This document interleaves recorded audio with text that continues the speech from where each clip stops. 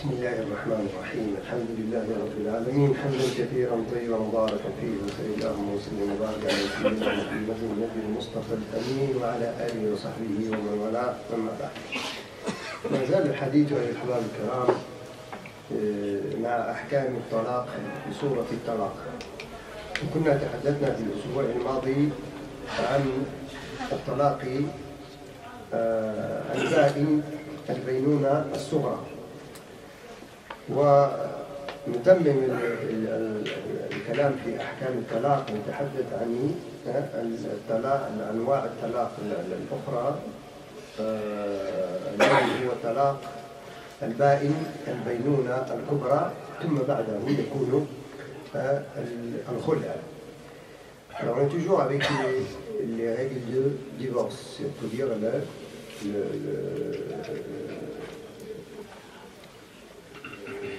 comment ça, on doit comprendre, si on peut dire, ces catégories de divorce et comment on doit entamer les démarches pour le divorce s'il y a le cas. On a parlé la semaine dernière de le divorce irrévocable mineur. Parce qu'on avait dit qu'il y a en général 4 catégories de divorce. Divorce qui est révocable, et puis révocable mineur, et révocable majeur, et puis il y a al-khula'. Al-khula', c'est quand c'est la femme qui a demandé de sa propre initiative le divorce. On va voir ces détails. إذن قلنا بأن الإنسان إذا لم يستغل ولم يتم الصلح في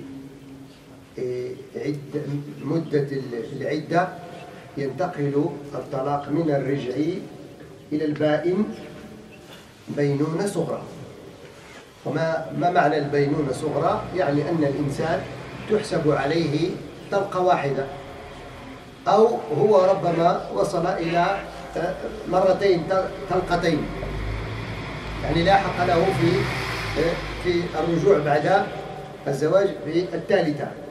الطلاق كما قال الله سبحانه وتعالى في سورة البقرة: الطلاق مرتان فإمساك بمعروف أو تسريح بإحسان، إلى أن قال: فإن طلقها فلا يحل له من بعد حتى تنكح زوجا، فلا تحل له من بعد حتى تنكح زوجا غيره. إذا هو يرتفع إلى الطلاق البائن البينونة كبرى. إذن البائن هو إذا تجاوزت المرأة العدة ولم تحصل الرجعة. إذا كانت المرأة يعني في بيتها ثم انقضت عدتها، وعدتها كما تعلمون يعني 3 حيضات أو 3 أشهر، ولكن الراجح 3 حيضات، لأن الله سبحانه وتعالى فرق بين يعني حينما ذكر في الآيسة واللائي يئسن من المحيض فعدتهن 3 أشهر، ففرق بين 3 أشهر للمرأة التي وصلت إلى يعني سن لم تحض بعد، يعني انتهى فيها الحيض. ما إذا وصلت سن معينة يعني ينقطع حيضها. هذه إذا وقع الطلاق في هذه الحالة فعدتها ليس 3 حيضات، إنما هي 3 أشهر. لذلك حينما فرق القرآن بعض العلماء فسروا هذه الآية بتلك، حينما تحدث القرآن على أنه فرق بين اليائسة فأعطاها 3 أشهر، إذن فلم يبقى في مفهوم القرء في 3 قروء إلا أن تكون 3 حيضات، يعني أن تحيض ثم تطهر ثم تحيض ثم تطهر ثم تحيض ثم تطهر. آنذاك يحق لها أن تتزوج سواء بزوجها الأول أو بزوج آخر إذا كان زوجها لم يستوفي 3 طلقات. Alors on a expliqué un petit peu ce qui concerne le divorce irrévocable. Le divorce irrévocable tout court, sans qu'il soit ni mineur ni majeur, c'est le moment où la personne elle a divorcé sa femme, lui a dit écoute, tu es divorcé, et la femme réjouit encore de la période de viduité. Et la période de viduité, à celle qui a toujours son cycle menstrué chaque mois, c'est 3 à 3 reprises. doit avoir les menstrues, puis après la purification, puis les seconds menstrues, après la purification, les troisième fois il a ses menstrues et il s'est purifié, c'est la période de viduité. Si l'homme n'a pas pris l'initiative de reprendre sa femme, de vivre, de consommer le mariage avec elle, il n'a pas profité de ce délai-là. Après ce délai, hein, la femme, à ce moment-là, hein, elle peut se remarier avec quelqu'un d'autre. Ou bien se remarier avec lui-même, mais il doit refaire toutes les démarches à zéro. Ça veut dire une nouvelle dot, des témoins, un acte complet en général. Mais si jamais ils ont repris la vie du couple durant la période de viduité, après seulement le premier siècle, le deuxième, avant la fin du troisième, à ce moment-là, ils vont reprendre la vie du couple sans démarche de mariage.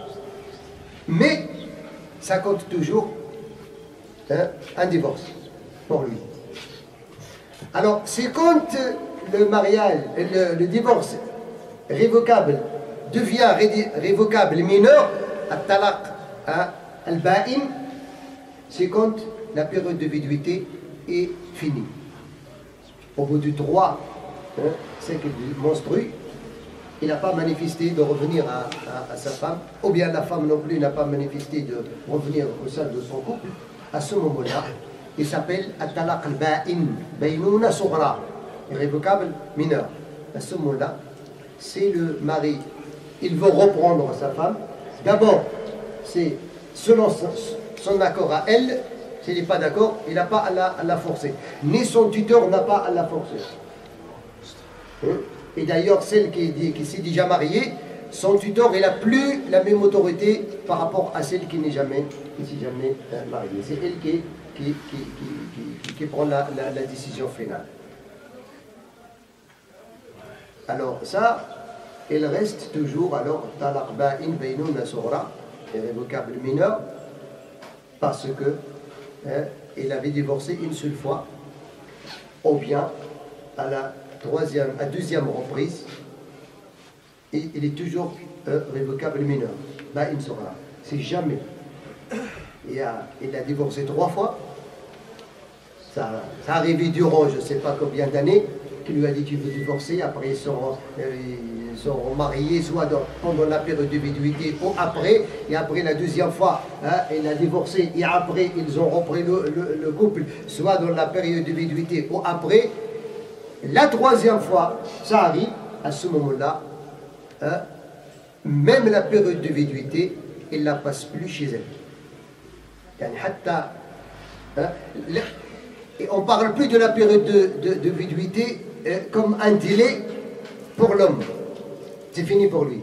C'est là, الذي طلق زوجته 3 مرات لا حق له في الرجعة في مدة العدة أو في غيرها. À savoir, celui qui a divorcé sa femme 3 fois, à 3 reprises. C'est pas 3 mots. On a déjà parlé de ce 3 mots aujourd'hui. Depuis que l'imam Ibn Taymiyyah il a analysé, il a revenu à la sunna que ça ne marche pas. C'est-à-dire à ta femme, dans une seule assise, tu es divorcé 1000 fois, ça compte une fois. Tu lui as dit tu es divorcé, ça compte une seule fois. Alors le divorce à 3 reprises, c'est divorcer, et pendant la période de viduité, reprendre le mariage, ou après la période de viduité, reprendre le mariage, après la redivorcer, ça compte la deuxième.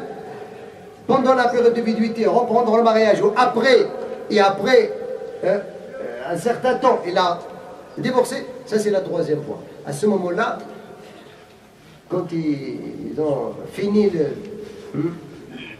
ça veut dire, si on peut dire cette période 3 fois, la femme ne peut plus se remarier avec cet homme qui l'a divorcé 3 fois, même s'il n'y a plus ce délai-là, ça va, parce que c'est là où les gens ils se trompent. Le délai de la période de viduité, il est valable que pendant le premier et le deuxième mariage. Après le 3e mariage, ça y est, le délai c'est seulement pour la viduité, pour s'assurer que la femme n'est pas enceinte. Ça, si jamais on parle de celle qui n'est pas enceinte. Mais celle qui est enceinte, la période de viduité, c'est jusqu'à celle la couche. C'est important à savoir. Et aussi, celle qui n'a pas de règles, elle a dépassé un certain âge, il n'a plus de règles, à ce moment-là, sa période de viduité, c'est 3 mois, parce qu'il n'a pas de menstrues pour compter 3 périodes. Voilà. C'est clair maintenant la différence entre révocable mineur et révocable majeur. Hein? إذن الله يقول سورة البقرة فإن طلقها فلا تحل له من بعد حتى تنكح زوجا غيره. S'il l'a divorcé à 3 reprises, il est plus, le mariage ne peut plus se faire entre les deux jusqu'à s'il se marie avec quelqu'un d'autre. Et ce quelqu'un d'autre, il est décidé ou il l'a divorcé sans qu'il a face à l'intention qu'il revient licite pour l'autre. Hein? On ne peut pas jouer avec le fiqh là. Hein? Malheureusement.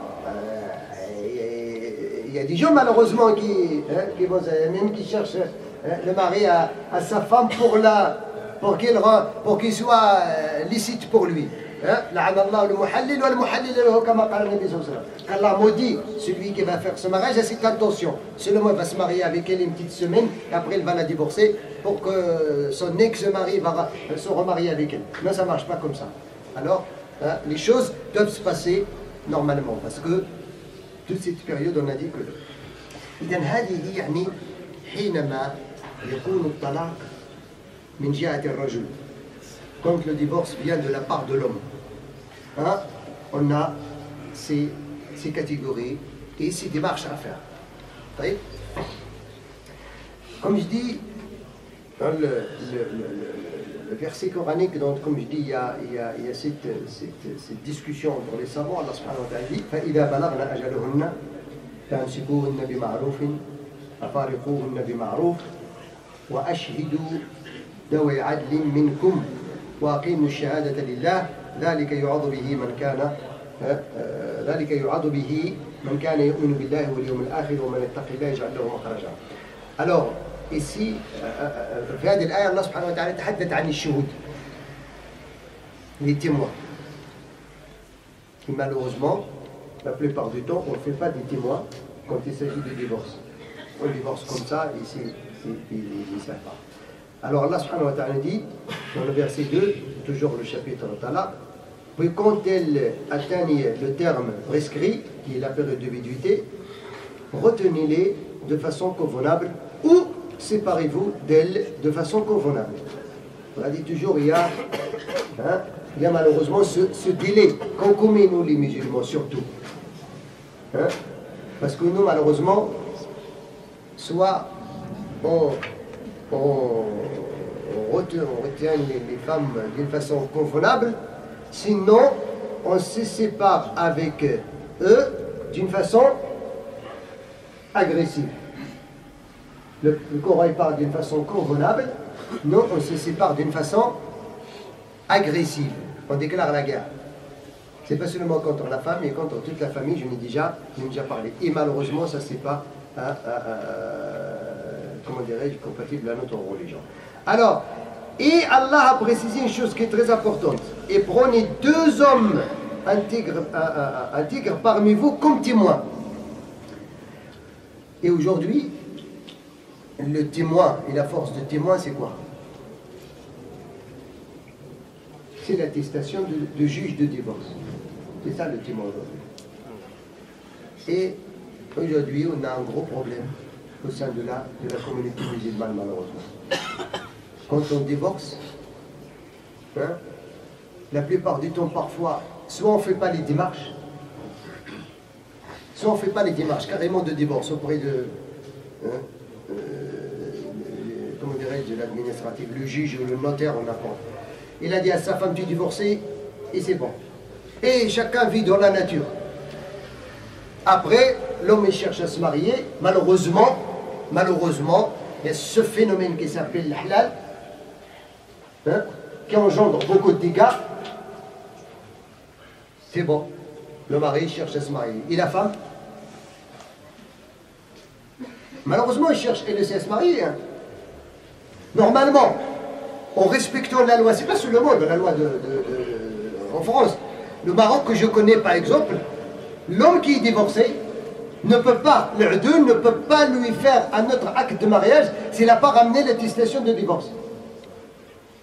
C'est pas seulement en France, on respecte la loi. Non, même au Maroc. Le Maroc, tu ne vas pas y aller, tu toques la porte. Oui, je suis divorcé, je veux marier avec votre fille. Pas de souci, bah, ramène l'attestation de divorce. Ou bien l'homme il va venir et dire voilà, c'est bon, on va aller chez l'udul, toi tu es divorcé, et moi je suis divorcé, c'est bon, avec ma femme et toi tu es divorcé avec ton homme, on va aller se remarier. L'udul va dire regarde, toi tu es divorcé, ramène l'attestation de divorce. Toi, là, tu es divorcé, ramène l'attestation de divorce. Pour qu'on puisse faire les démarches d'un nouveau acte de mariage. Mais ici, malheureusement, il y a ce phénomène qui s'appelle l'halal. On va trouver un imam, on va lui donner un petit billet, il va dire alhamdulillah bil alamin, c'est bon, vous êtes mariés, allez, c'est parti. Et après, ça c'est un gros problème. القاعدة الفقهية عند بعض الفقهاء تقول ما عقد ce qui est fait, ce qui est, comment dirais-je, un acte qui a été conclu, qui a été, comment dirais-je, rédigé par des témoins et par ne peut pas être défait que avec un autre acte.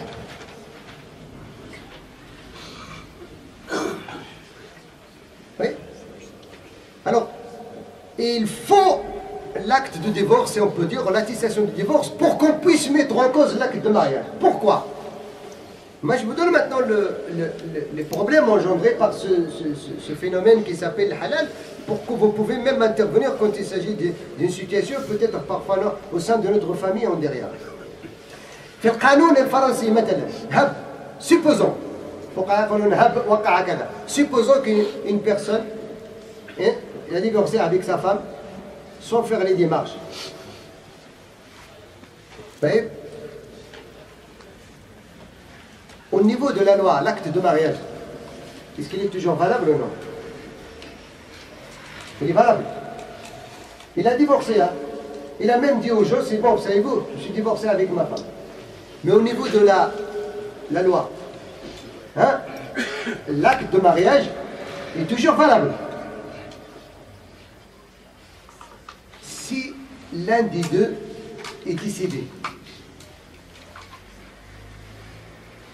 L'un des deux est décédé. La période de viduité est passée. Peut-être la femme s'est mariée en halal. Et l'homme s'est marié en halal. Parce que nulle part sur la terre, ils ne peuvent pas se marier. Pourquoi? Parce que auprès de l'enregistre dans l'État, c'est enregistré que tel il est marié. Même les pays qui autorisent la polygamie, ils ont des conditions. Le Maroc que je connais, hein, les conditions de la polygamie, c'est le juge qui donne l'autorisation de la polygamie en étudiant la position sociale de la personne, ses capacités physiques, ses capacités toutes, est-ce qu'il est capable de prendre en charge vraiment, parce qu'Allah subhanahu wa ta'ala dit si vous avez peur de ne pas être juste, c'est bon, ça te suffit. Alors c'est le juge qui va donner cela. Ben, je veux parler du pays que je connais où j'ai fait mes études. Maintenant le problème il est où? Pourquoi nous on dit aux gens tu es divorcé, va faire les démarches. Pourquoi? Parce qu'il suffit que toi tu es décidé, ça fait 2 ans que tu es divorcé avec ta femme religieusement, entre parenthèses. Et quand tu es décidé, cette femme, c'est elle qui va être appelée par rapport à la banque, par rapport à toutes les administratifs qui existent. Ils vont, l'héritage de cet homme, ils vont dire que cet homme, il a laissé une femme. Ils vont appeler cette femme. Ils vont lui donner l'héritage. Mais on va dire, mais c'est pas possible. Au niveau de la religion, mais il est divorcé. Alors vous voyez maintenant, quand on parle de notre contexte, qu'est-ce qu'on fait? Est-ce que les héritiers de cet homme qui est décédé, ils ont le pouvoir d'interdire cette femme de prendre sa part de l'héritage? Alors il est où la religion? Il est où? Il est où au nom de la religion? C'est là où on doit faire attention. C'est vrai, au niveau de la religion, parole, c'est bon, tu es divorcé. Mais normalement, la valeur de ce divorce, il ne doit pas être conforme si il n'y a pas. C'est pour ça aujourd'hui, il y a des savants qui disent, même la période de viduité, ça commence le jour où le juge va prononcer le divorce. Ça ne commence pas quand il lui a dit tu es divorcé. Pourquoi? Parce que tant que l'acte de mariage il est toujours valable, ils sont tout le temps considérés mariés. Sinon, si on ne veut pas prolonger la guerre entre nous, alors on se divorce à l'amiable. Chez le notaire, ce n'est pas la peine d'y aller chez le juge, et ça va se faire en quelques mois, et c'est bon, et chacun prend son chemin. Ce n'est pas la peine de se faire la guerre. Parce que quand on se fait la guerre, tu prends ton avocat, je prends le mien, le divorce il peut durer à vie. Et toi, tu es marié clandestinement, elle va chercher à se marier clandestinement, et la victime, c'est qui? Je vous donne une chose, parce que là, c'est des questions qui me viennent tout le temps. Et malheureusement, c'est la réalité. Quand un homme se marie clandestinement, entre parenthèses, ce qui s'appelle l'halal, après un divorce, et il a des enfants avec la seconde femme. Et le juge n'a pas encore prononcé le divorce, ou bien ils n'ont même pas entamé les démarches.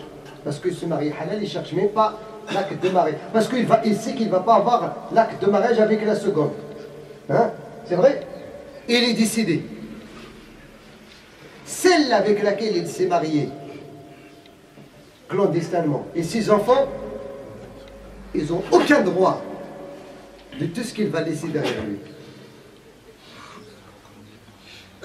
Religieux, l'imam, il vous connaît. Est-ce que l'imam, il a le pouvoir de récupérer votre part de l'héritage de ses enfants? C'est qui va prendre l'héritage? C'est les enfants de l'ex, religieusement. L'ex-femme et l'ex-femme, religieusement. Parce qu'il n'est jamais ex-femme administrativement. C'est pour ça, faites attention à ça. Faites attention à ça. Tu divorce convenablement. Comme tu es marié, tu veux te remarier, remarie-toi convenablement. Pourquoi tu vas faire la maudite? Parce qu'on ne connaît pas. كما قال عمر بن عبد العزيز رضي الله عنه ورحمه قال يحدث للناس من الأحكام بقدر ما يحدثون من الفجور. Quand les gens inventent des problématiques dans leur vie, les choses se compliquent beaucoup plus dans leur vie. C'est eux qui compliquent leur vie. Sinon, soit on vit tranquillement avec un acte valable, soit on divorce tranquillement avec un acte aussi de divorce. Et c'est bon, chacun prend son chemin. Tu ne me suis pas, je ne te suis pas. Ça, c'est important à savoir. Ça part, je ne veux pas continuer. On parlera de l'khula, Inch'Allah, la semaine prochaine. Allah subhanahu wa ta'ala fait